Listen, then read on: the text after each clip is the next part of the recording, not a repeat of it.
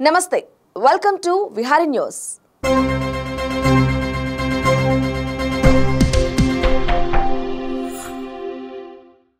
తెలంగాణలో గత నెలలో జరిగిన ఎన్నికల్లో కాంగ్రెస్ 64 స్థానాలతో ప్రభుత్వాన్ని ఏర్పాటు చేయగా బీఆర్ఎస్ 39 స్థానాలని కైవసం చేసుకుని ప్రతిపక్షానికే పరిమితమైంది। ఈ నేపథ్యంలో రానున్న లోక్సభ ఎన్నికల్లో ఎలా అయినా తమ సత్తా చాటాలని బీఆర్ఎస్ ఆరాటపడుతుంది।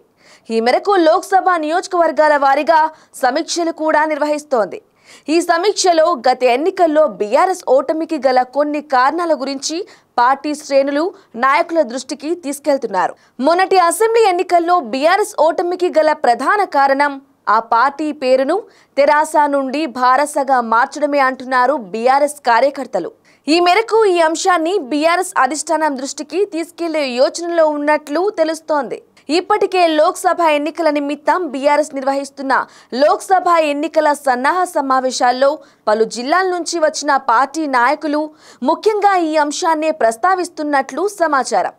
క్యాడర్ కోరిక మేరకు వరంగల్ లోక్సభ నియోజకవర్గ పరిధిలో జరిగిన సన్నాహ సమావేశంలో భారస సీనియర్ నేత MLA Kadiyam Srihari BRS working president KTR సమక్షంలో పార్టీ పేరు మార్పుకి సంబంధించి పలు కీలక వ్యాఖ్యలు చేసినట్లు సమాచారం। తెరాస భారసగా మారిన తరువాత జరిగిన ఎన్నికల్లో పెద్దగా కలిసి రాలేదనే భావన కూడా కార్యకర్తల్లో ఉంది।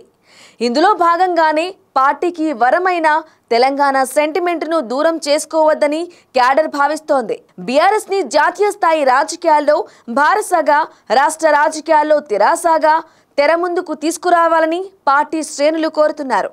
మరికొన్ని రోజుల్లో ఈ అంశాన్ని బీఆర్ఎస్ అధినేత కేసీఆర్ దృష్టికి తీసుకెళ్లే విధంగా నాయకులు ప్రణాళికలు సిద్ధం చేస్తున్నారు।